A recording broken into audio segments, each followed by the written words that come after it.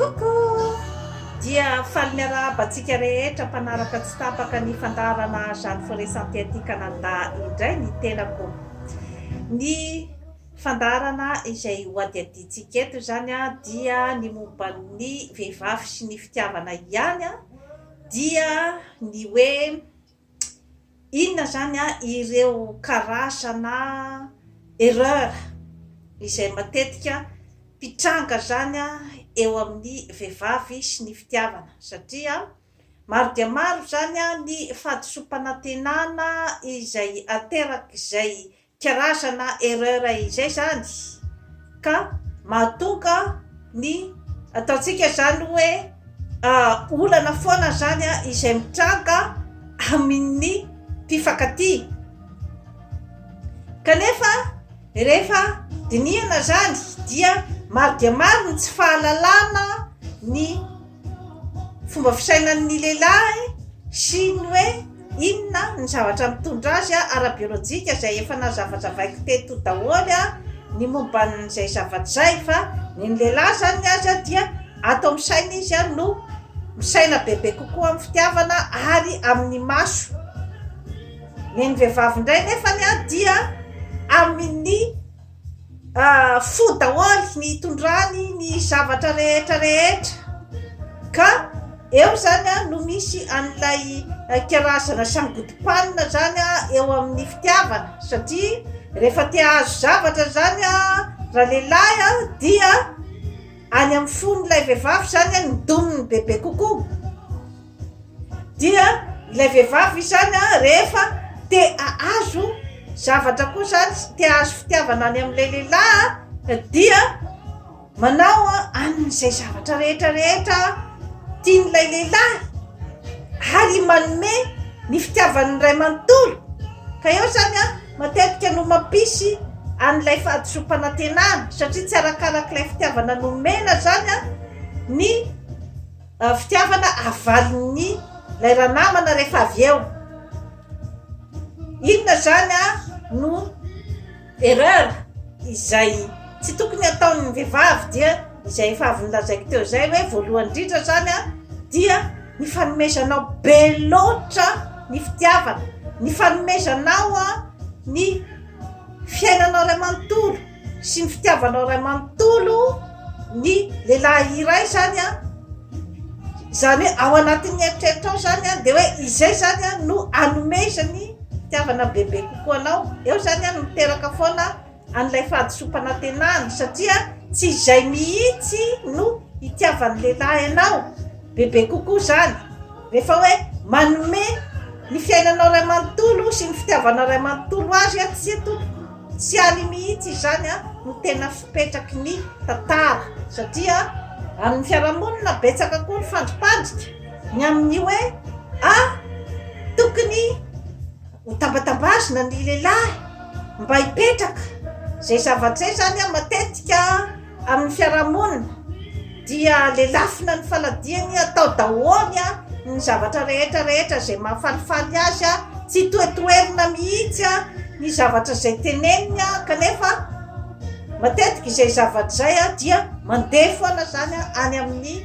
karazana faharavan'ny fitiavana satria efa nazavaiko teto ny hoe ny lehilahy ny azy dia ilay karazana conquête zany izay no tena hoe zavatra ilain'ny fony sy ny fanahy izay hoe miconquérira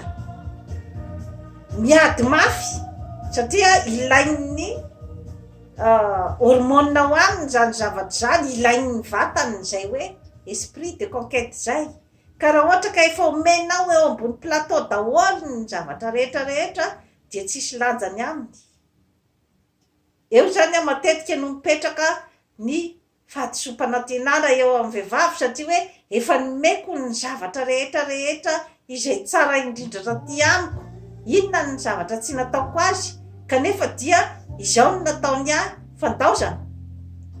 Zay zany matetika no zavatra eno amin'ny fiarahamonina zany ka ianao ratovovavy zany no anolorako an'ity fandaharana ity dia ny hoe mahaiza mamindra rehefa miaraka amin'ny tovolahy satria mila teknika daholo ny zavatra rehetrarehetra.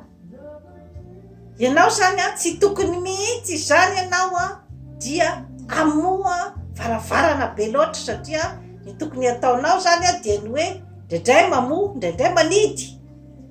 ndraindray mamoa ny fonao, ndraindray manidy ny fonao, satria amin'iny zany izy no mieritreritra foana hoe sao de sy tia ary ty vehivavy ty, dia amin'iny zany izy no miesaka bebe kokoa zany andeha ambabo ny fonao. Izay zany no tokony hoentinao, ary tsy tokony anaiky be fahatany amin'izay zavatra rehetra teneniny sy ny zavatra rehetra proposeny, satria efa niteneniko teto fa ny lehilahy no lohany ao amin'ny tokantrano, fa ianao ny vozony, ianao ny tendany mampiodina ny lohany any ankavia sy ankavanana. Izay no mampety ny fiarahana, satria raha ohatra izy daholy no asainao hoe andeha andidy ny zavatra rehetrarehetra, tsy manana n'izay kapasite zay izy raha ohatra ka hoe hoarina aminao vehivavy zany, satria maro dia maro ny mahatonga an'izay zavatra zay, ny hormonao aminy izay mibaiko azy, ny fombafomba fisainany sy ny toe-batana, zany mahatonga azy tsy andeha afaka hijery en détail ny pitsopitsony madinidinika amin'ny zavatra rehetra izay tokony atao amin'ny fiarahanareo. Ohatra raisiko amin'izany dia ny lehilahy tsy izy zany no andeha hijery manokana ny karazana contraception tokony ataonao vehivavy, ary tsy ao anatin'ny eritreritany izay zavatra zay,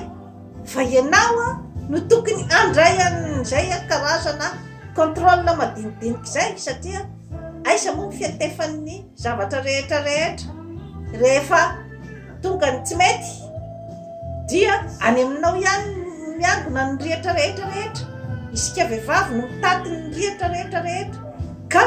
maro ny zavatra zay tsy akinina aminy, satria izay hoe izy tsy manana ny contrôle ny amin'ny détail. Ka raisiko amin'izany ohatra akaiky dia akaiky dia ny hoe raha ohatra ianao mitoejaza ratovovavy amin'ny fotoana mbola tsy mahavonona anareo, dia tsy izy mihitsy no andrasanao zany amin'izay karazana précaution momban'izay, fa ny azy hoe rehefa manana ny faniriana izy, izay efa nazavaiko teto, ny faniriana izay tsy tohaina ao amin'ny resaka firaisana lalofo, dia isika vehivavy ihany no afaka ny contrôle amin'izay zavatra rehetrarehetra izay, fa tsy avelanao amin'ny lehilahy zany izay zavatra zay, satria ny azy rehefa tonga ny tsy mety ka tsy miarranger azy zany ny zavatra mitranga eo, dia zay matetika ilay miteraka an'ilay disadisa, satria raha ohatra izy ka mbola tsy vonona ny hiditra amin'ny fanambadiana ohatra, kanefa ianao ohatra mitoejaza, dia tsy hetohan'ny fahasalamanao koa ny andeha anao avortement, nefa mety hanimba zavatra betsaka koa amin'ny fiarahanareo raha ohatra izy ka mbola tsy vonona, nefa ianao efa mitoejaza. Ka ianao vehivavy zany no mila mijery an'izany zavatra rehetrarehetra izany amin'ny fiarahana. Zay zany sationany kely fotsiny zany ao anatin'ny fiarahana zay zavatra rehetrarehetra zay, hoe responsabilité-nao vehivavy ny fiarahanareo. Ianao zany ny tena mandray ny responsabilité betsaka, ary ny responsabilité-nao koa dia ny mampandray responsabilité azy, zava-dehibe zay zavatra zay, satria rehefa avelanao baranahany zany ny fiarahana, tsy ampatsiahivinao zany azy ny hoe inona ny tena responsabilité-ny ao amin'ny tokantrano sy ny fiarahanareo, dia zarany arainao tsy ami-exige inona aminy, satria ny ara-boajanahary ny lehilahy dia tia n'izay karazana liberté zay. Ka ianao rehefa miaraka aminy tsy hoe akory ianao angejann'izay liberté an'izay, tsy maintsy manaraka an'izay liberté an'izay ianao, kanefa tsy maintsy mitsinjo ihany koa ianao hoe iterakinona ty aniko moa ilay liberté izay tadiaviny sy ny faniriana sy ny plaisir. Eo zany ara-tovovavy ianao no tokony ijery amin'izay zavatra rehetrarehetra izay, ary rehefa mahay mandray an'izay responsabilité izay ianao zany dia izay no apisy bebe kokoa ny hoe fakatoavany anao, satria maro zany mitoky fotsiny zany amin'ny bika aman'endrika, mitoky fotsiny zany amin'ny hoe karazana fanomezana ny tsi, fanomezana ny ry, fa ilay tena lakile zany dia betsaka zany ny hoe tsy mahatakatra an'izay hoe aiza marina tena lakile ny hoe fiarahana izay matomatotra kokoa zany. Eo amin'ny fiarahana dia zay teneniko zay hoe sady mamono foanao ianao no manidy. Raha ohatra mantsy manidy be loatra indray zany ianao dia mety hiteraka faharavana koa zay zavatra zay, satria fitiavana ane no tadiavina rehefa amin'ny fiarahana e. Raha mamono be loatra koa nefany ny fonao koa ianao dia mety hiteraka karazana ohatrany hoe leo izy zany fa efa natolotra ho azy daholo ny zavatra rehetrarehetra, efa nivoainao nidanadana be loatra ny fonao zany, dia efa tsy misy tsony ny karazana défi, fa eo anelanelany zany no tokony foana hitondranao ny fiarahana. Ary na dia atao ara hoe ndraindray anao zany manidy, zany hoe basina fa mila filana kely zany ilay fiarahana, tsy tsara zany ny manao tsara fanahy be loatra, ny fahatsorana be loatra zany amin'ilay fiarahana, satria manjary mampatahotra azy koa zay zavatra zay ny amin'ny hoe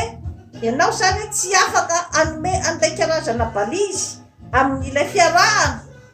mba hiaro azy amin'ny karazana hoe lalana tsy tokony ale. Satria raha ohatra ianao zany tsapany fa tsy manana an'izay fa afaka manao zay tiany atao izy zany dia amin'izay fotoana zay koa zany izy somary misy karazana tsy de fahatokisana anao loatra koa ao. Kanefa na dia zay aza ny fiarahana dia tsy maintsy hoe fantatrao ihany hoe inona ny zavatra tena ilainy amin'ny fiainana, tsy maintsy fantatrao zay zavatra zay, kanefa tsy asehoanao azy aty ivelany izay lakile goavan'izay, fa manao tokony omena azy ianao manao ny tokony atao miaraka aminy ianao eo amin'ny fifandraisana. Kanefa izay zavatra rehetrarehetra izay dia tsy ao anatin'ny hoe fanomezana azy ny zavatra rehetrarehetra zany, fa tsy maintsy izy zany ataonao foana zay hoe ananany an'izay esprit de conquête zay, ary tsy maintsy ataonao koa zany izay hoe ampiahiahy azy hoe sao de lasan'olona ianao. Zay zany ny hoe amin'ny ankapobeny zany ry tovovavy ny hoe matetika erreur zany de ny hoe mandao ny zavatra rehetrarehetra izay hoe projetnao amin'ny fiainana, ohatra zany fa hoe miala tamin'ny fianarana ianao ohatra fa de anabady azy ohatra, de rehefa avy eo ianao tsy misy zavatra ahafahanao mampidibola na mba nananao ny indépendance-nao zay zavatra zay zao de fa erreur daholo zay zavatra zay. Ny hoe eritreritra koa zany hoe rehefa miditra amin'ny fifankatiavana sy ny hoe fanabadiana dia ny fieritreretana fa hoe efa eo daholo ny zavatra rehetrarehetra ambony plateau, tsy tompoko sahala amin'ny planty io, zava-maniry izay mila kojakojaina, mila tondratondrana fa tsy misy izany zavatra hoe tonga de eo ambony plateau zany satria raha ohatra ka hoe zay no eritreretinao zany amin'ilay fifankatiavana zany hoe misy zany ny atao hoe créativité avy aminao, misy ny torohevitra izay omena ohatra ny eto amin'izany forêt santé manome ny torohevitra ny amin'ny hoe ohatran'izao ny fombafomba ny lehilahy, ohatran'izao ny fomba ny vehivavy, manome ny torohevitra ny amin'ny hoe fifankatiavana zany amin'ny base. Fa nefa kosa izay zavatra rehetrarehetra izay dia base omenanao fa ianao no manao ny créativité rehetrarehetra apetin'ny fifandraisana arakaraky zay toetran'ilay olona hitanao eo, arakaraky hoe inona ny zavatra tiany, arakaraky hoe inona ny ambitiony. Ianao daholo zany no mahita an'izay dia ao anatin'ny créativité-nao koa zany ny hoe ahoana zany ny fomba iarako afako miaraka amin'ity olona ity arakaraky zay toetran'izay ary inona koa nefa ny zavatra tsy animbaiko amin'izay zavatra rehetrarehetra zay zany no mahatonga ny hoe créativité ny fifankatiavana satria tsy misy ny tantaran-drasoa dia tsy hitovy velively amin'ny tantaran'ny Georgette fa samy manana ny azy io. Ianao mamboatra ny tantaranao isan'andro ary tsy misy ny tantara copie conforme zany, tsisy afa-ny empreinte digitale atao amin'ny karapanondro io fa na ny kambana ara tsy mitovy ny empreinte digitale fa samy manana ny azy. Zany hoe ao anatin'ny fandinihana ny fikojakojanao, ny personnalité-nao ary ny fatokisa-tenanao sy ny fitiavanao ny tenanao. Izay no ahafahanao ny anana ny angovo tsara izay hoentinao zany miserasera amin'ny olo-tianao. Dia toy izay indray tompo-plasy tompo-vavy no azona tolotra anao anio manaova abonnement amin'izany forêt santé aty Canada raha te hahita ny asambarana sy ny fahombiazana amin'ny fiainana ianao. Veloma tompoko.